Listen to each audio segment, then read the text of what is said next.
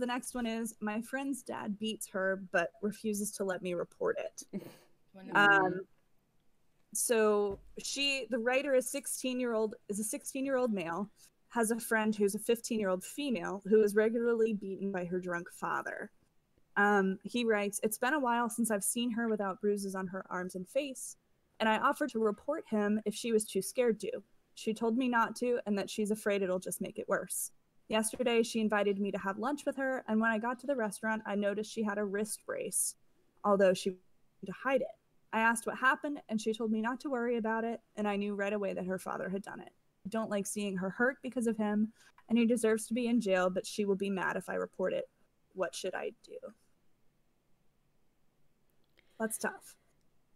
It is really tough, and I'm sure there's sort of anonymous ways of reporting it.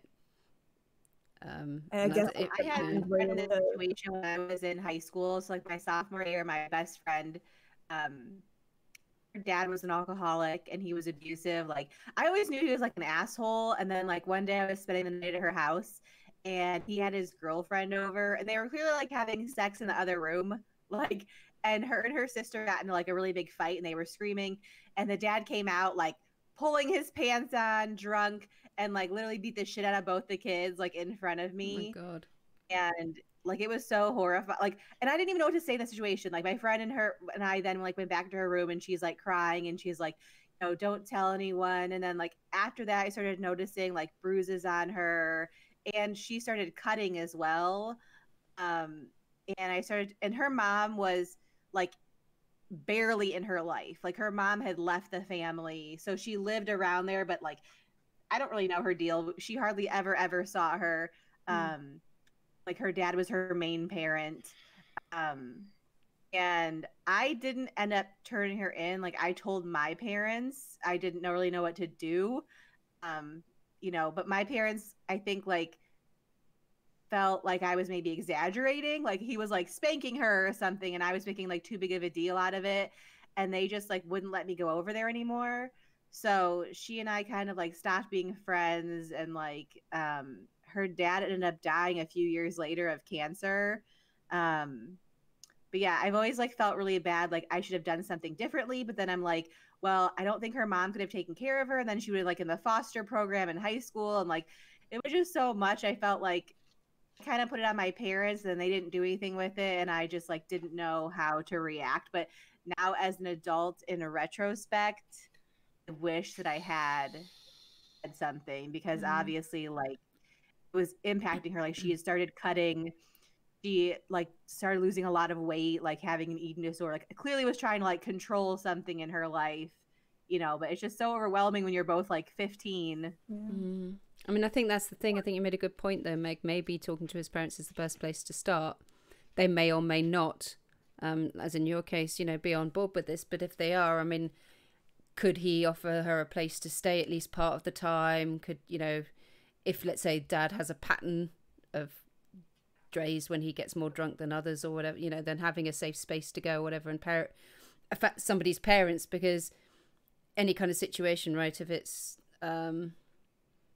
authorities get involved, you know, is the foster system or the, you know, any better, or because that would be, I suppose, the alternative, that if they took her away. Yeah. Well, and that's, you would hope. You would Are hope you all that right, Beck? Oh. This obviously is hitting a few notes. I want to breathe and then I want to say something. Okay. You take your time. Yeah. So go ahead and finish what you're saying. I'm trying to get a hold of myself. Oh, no, this you're does okay. hit very close to home. Yeah. For me. Well, and I was going to say, I think, you know, I would hope that he wouldn't have to be in this situation and that someone around her at school, you know, is there not a mandated reporter somewhere amongst us? That's what I was wondering. I used to be a mandated reporter in Texas. I don't know if I still am. So maybe he needs to talk to somebody at school to highlight that this is obviously happening. If he's afraid to report it, tell a teacher, because the teacher has to report it. Yeah. Right. Especially if like, you know, my friend was really good at like hiding the cutting and hiding the bruises and everything. And so I feel like this girl, like maybe if he brings it up to a teacher, the teacher can like watch more closely and then be able to say, okay, I see a pattern, and like then go and report it. It's not the person's responsibility to prove it. Okay, as a mandated reporter, you don't have to prove anything. If you hear it or even have an inkling of suspicion, all you do is report it. And you're required by law to report it. You don't have to investigate it. You don't have to keep an eye out. So, I mean, whether it's happening or not, that's up for Department of Family Protective Services, Child Protective Services, whatever's in their area to determine. But a mandated reporter has to report it no matter what.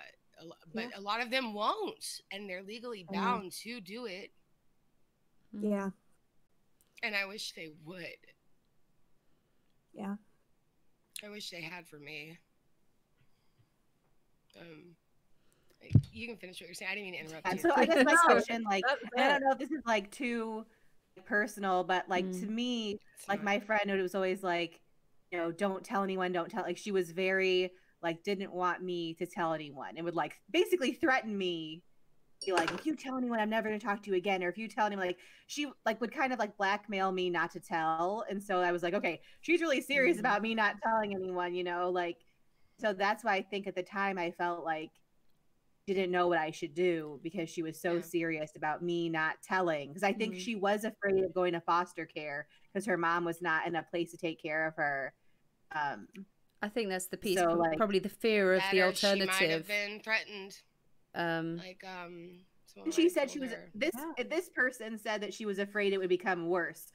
I also wonder if anyone had tried to report it before and like they were investigated, but it was like looked over, and then her dad came at her worse because he blamed her. And she's right to think that. You know, I worked in domestic violence for years, and it's always the worst when it gets reported or when you try to leave. Is the most dangerous time. So she's right to think that. And, you know, I agree with what Sippy and what we've said here is the best route for him would have been to have a teacher that they could have talked to. I mean, can I share my story really quick while I'm calling? Please. No, go for it. I was abused my entire childhood. Not only was I physically abused by my parents and mentally, they allowed members of my family to molest me, more than one. I thought they didn't know about it. And when I told them about it, they told me not to tell anyone. So I was kept in these private schools, and like really small, weird cult-like private schools until the 8th grade. And then I went to public school for the first time. And I guess I had done something that made, I don't remember it honestly. I wrote some really crazy letter to the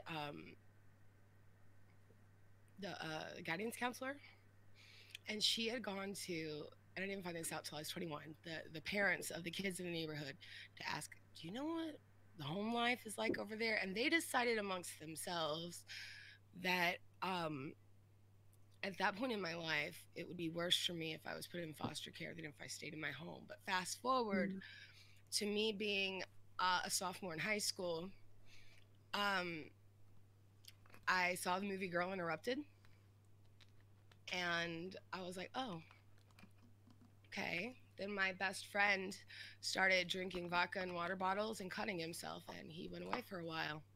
And then my other best friend went to a mental hospital, so I'm like, all right, doesn't look too bad at a mental hospital, and anything's got to be better than this place. I'd already tried to run away from home 3 times. I had court-ordered counseling. They tried to court-order a psychologist. My mother did not want me there because she did not want me telling them what was happening in my home. And I was often threatened. When CPS started visiting me at home and at school when I was 10. No, before that. I remember in daycare once they had called because it was swim day, and I had cuts all across the back of my legs, open wounds from, you know. But I was always threatened when CPS would, you know, show up, that if I didn't keep my mouth shut or if I said anything, you know, this, that, or the other. So I wouldn't say anything. And I think the first time I did say something was I had gone away to church camp between 7th and 8th grade, and I told them about my uncle. And then I was told when they were on their way to the house, I guess someone had called and let them know that if I knew what was good for me, I would change my story, and I did. So fast forward, I found a way to finally get out of the house was for me to start cutting my arms and acting crazy. I was not mentally unstable. Um, I didn't really have the desire to cut, but I knew that it was an effective way to have the court system order me into an institution. So when my parents at that point still refused to get me the help I needed, which was another psychologist to say she needs to go, because as soon as the first one said that, and I would lie to him, I went in there trying to scare him, dressed all gothed out, black lipstick, burn an X in your head, Rob Zombie, long velvet skirt, you know, telling him the most outrageous fake stories. And he told my mom, I think she needs to go to a hospital. And she's like, no, and never took me back to that guy. So I found the effective way to get there, and she still wouldn't take me. So one day in class, I took out the eraser of my pencil, I flattened it, and I reopened all of the cuts I'd made. And they couldn't stop it at that point. My family, though, are really messed up people, and they wound up like sending my uncle into the same hospital, and I'm pretty sure he threatened the doctor because nothing ever came about. I wound up staying in that house until I ran away. I ran away and I hid when I was 17. I finished high school early because for a year I was in and out of the mental institution. And I was going to lose credit, so they let me go to a self-paced high school. I was going to graduate early anyway because I was a year ahead. I was done with high school. I was bullied.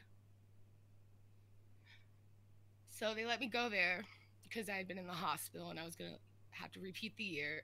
And I finished early. I did like all my work and was done 2 months early. And I moved out. I had made this deal with my parents. If I finished school, I could go, even though I wasn't 18. Moved out and I married my abusive first husband 2 months after I turned 18. And it was just a repeated cycle.